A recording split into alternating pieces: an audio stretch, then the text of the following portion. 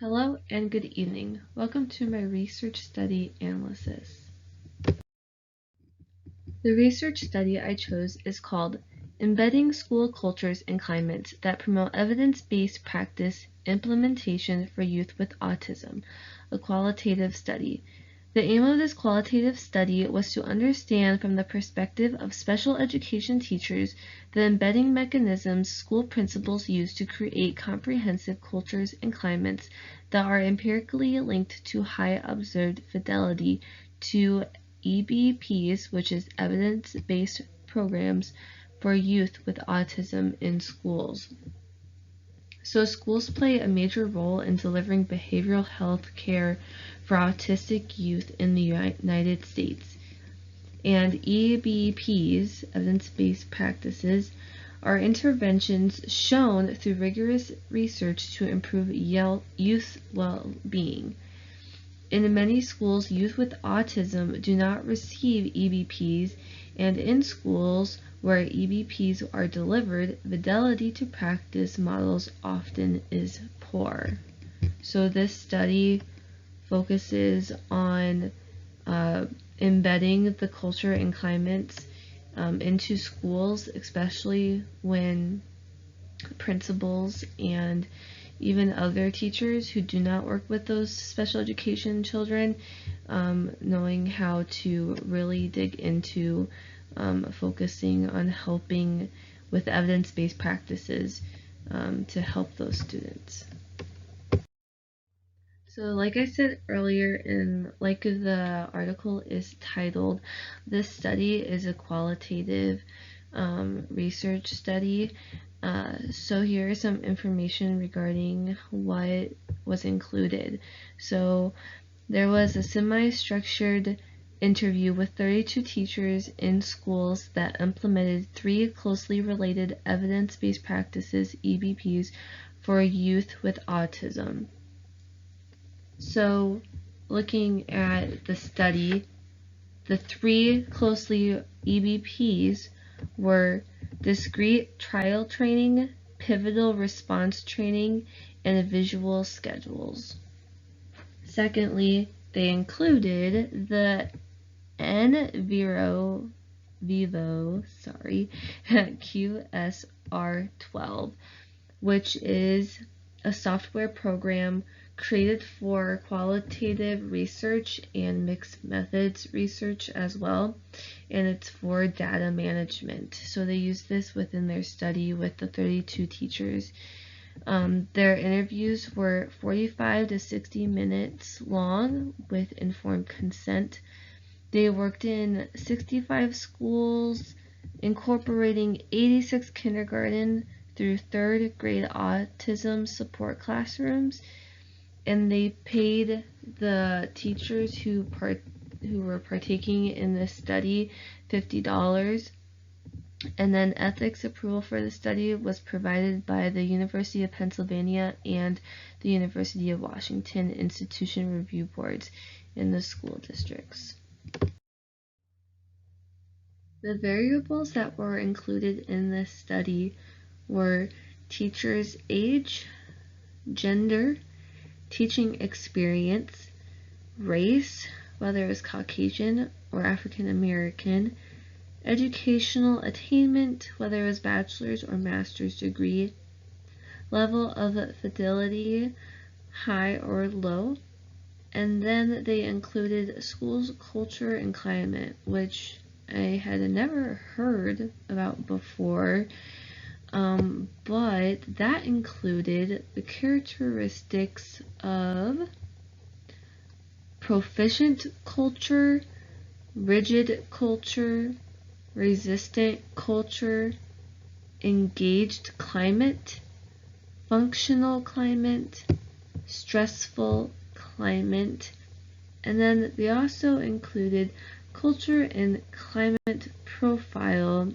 characteristics, which were comprehensive, supportive, indifferent, or constrained. The questions that the authors of the study asked were, What can school leaders do to create comprehensive cultures and climates that support evidence-based programs implementation for youth with autism? And how long will school culture and climate take to change? And what strategies might be most effective for changing them? At the end of this presentation, I will include some of the ways that the school leaders and even the principals can work on to help with the cultures and climates to help support those EBPs for youth with autism. So when I was looking at my article research study, I could not find any hypothesis or null hypothesis. I did some digging. I'm sure it stated in our textbook too, but I wanted to do some more digging as well and found that usually there aren't hypotheses in a qualitative study. Unless I interpreted that wrong. But I did write down some goals that the study had. So the goals are to conduct interviews that capture a full range of teacher experiences related to culture, climate, leadership, and EBP implementation. Teachers will be sampled based on their average levels of fidelity, whether high or low across the 3 EBPs that I stated earlier, and the goal is to learn from teachers different types of implementation experiences. Author's conclusion. Principals are lacking knowledge in autism and other disorders and disabilities. They can't support teachers because they do not know how.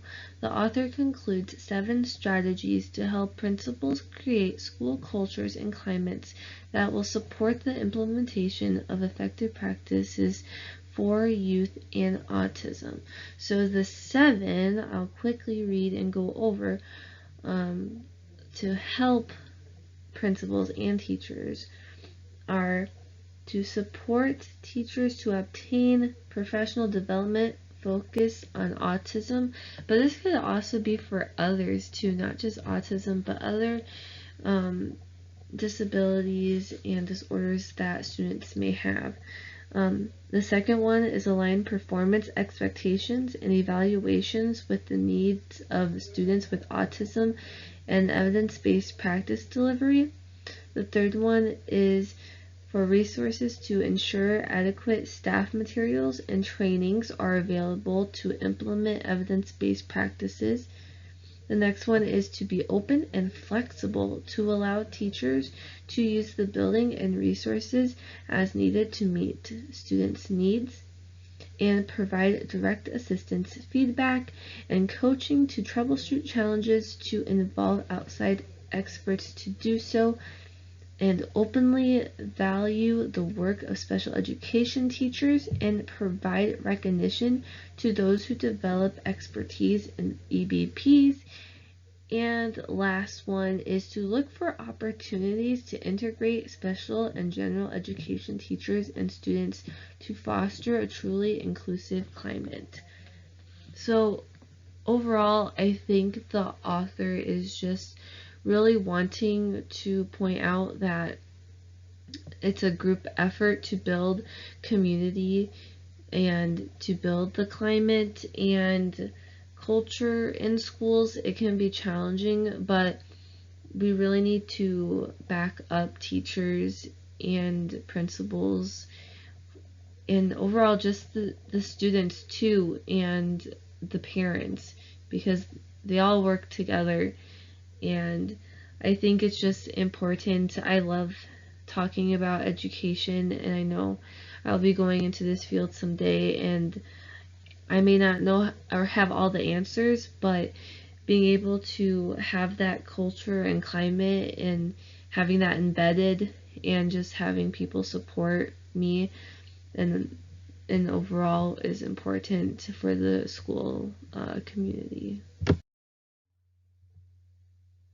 The first identified limitation within the study that I came across is that participants may have been motivated to respond in a socially desirable manner, since they were all conducted in person and were recorded. They really wanted to get their point across in the conducted interviews.